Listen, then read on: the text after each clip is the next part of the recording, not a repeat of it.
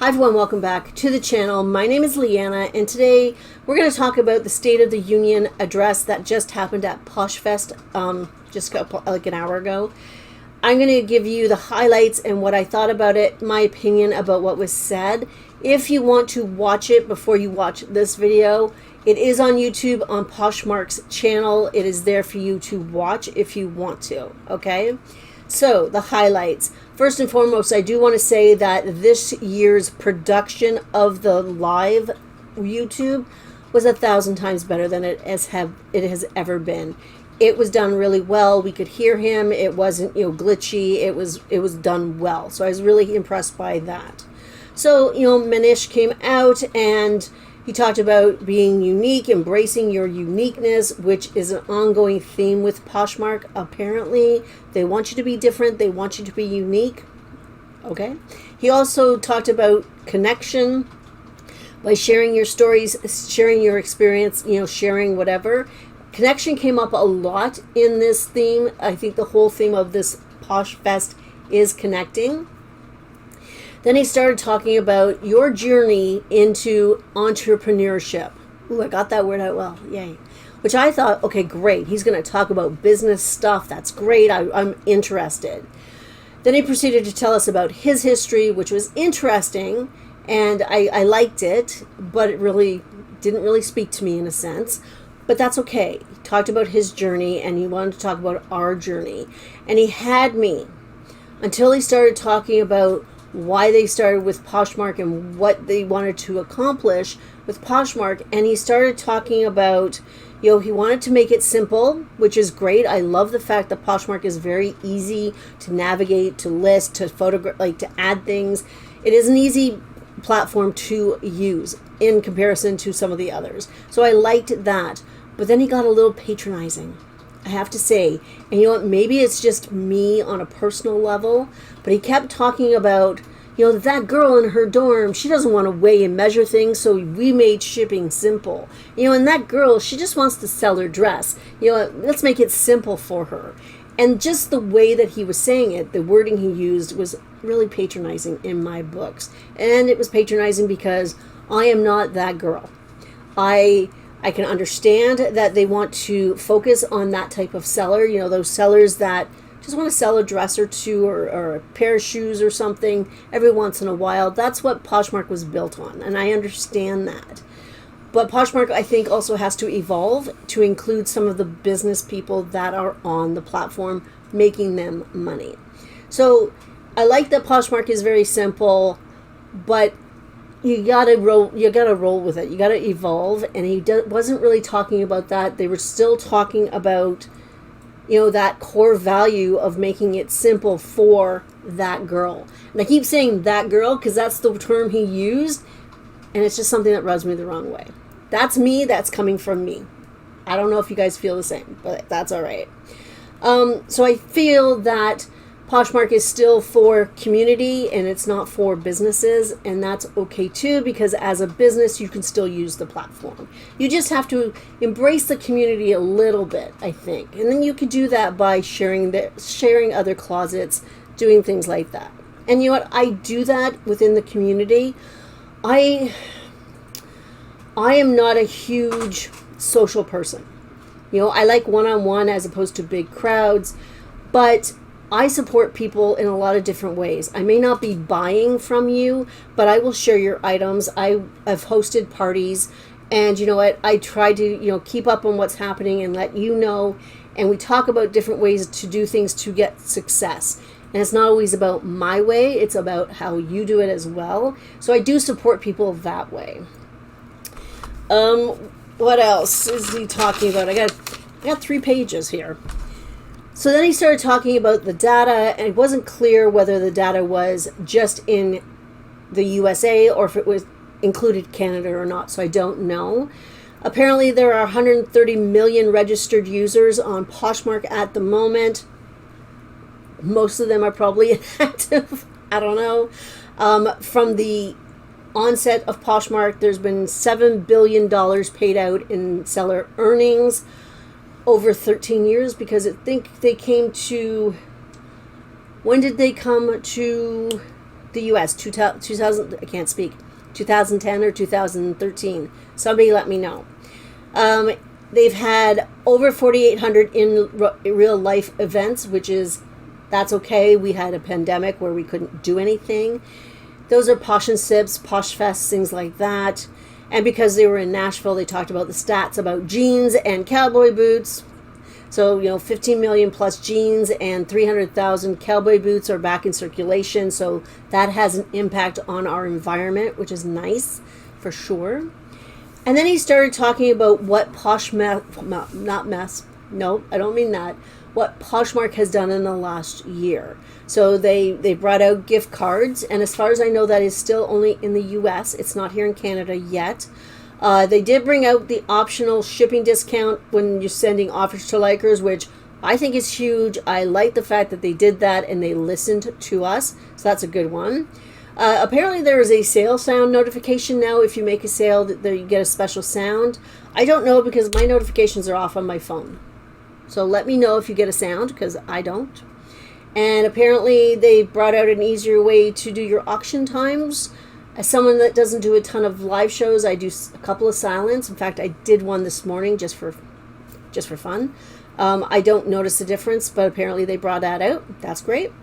They brought Posh Lens to Canada, and they brought QR codes to Canada.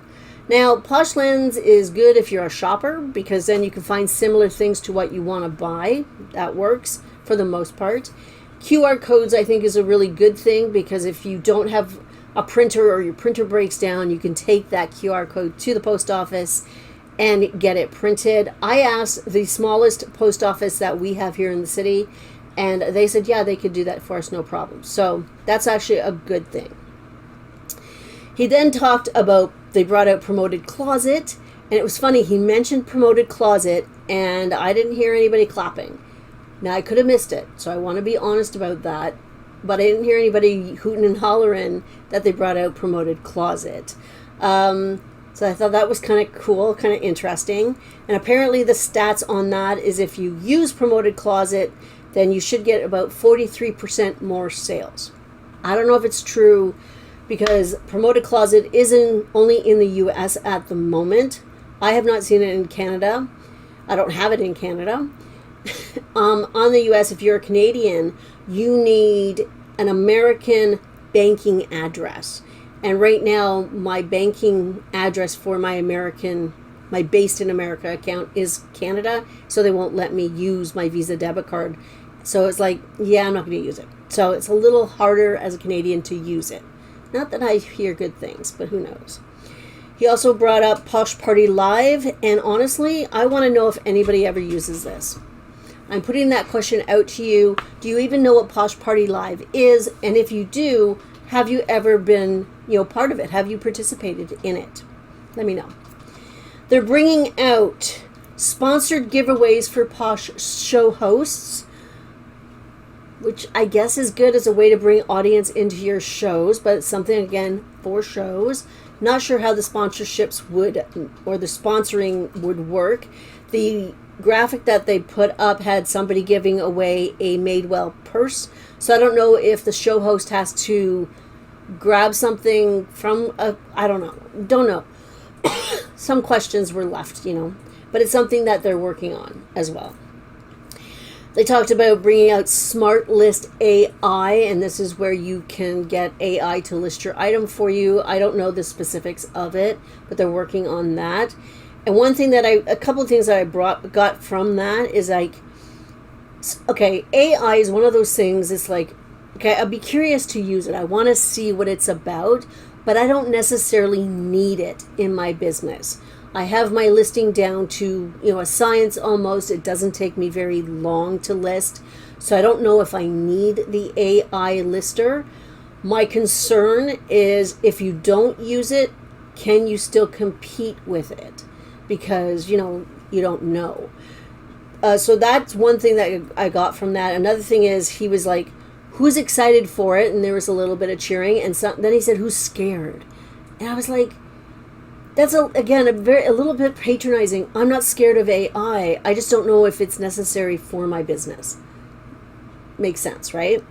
Another thing they did, so if They have a booth set up at Poshfest, so if you're there and you're part of Poshfest, you can go to the booth and get them to activate your Smart List AI in your Poshmark app, which is fantastic. I think that's a great perk for people that went to Poshfest. Another thing, though, if you go and you do that and you get them to activate it, Rothy's has sponsored everyone that gets it activated, they get a pair of Rothy's, which is cool. It's a great perk. If you are at Poshfest, absolutely 100% go and do it. I would do it. But it also brings me to mind that I guess Rothy's aren't worth that much anymore because they can sponsor this. I don't know. That's me, of course. I think that's actually a really good perk for being at Poshfest. I know you get swag in that and you get other things. And we're going to talk about sort of the idea of Poshfest in another couple of days, okay? So one thing he did say they were working on, which I think is really interesting in a sense, is a consignment network. And they're testing it out right now, I think in California. Don't quote me on that. And basically what they'll do is people will sign up for Poshmark, but say they don't really want to sell, but they want to sell their stuff, but they don't want to do the work for it. They can order a bag from this consignment network. So they push a button, they order a bag. The bag gets delivered to the home. They fill the bag.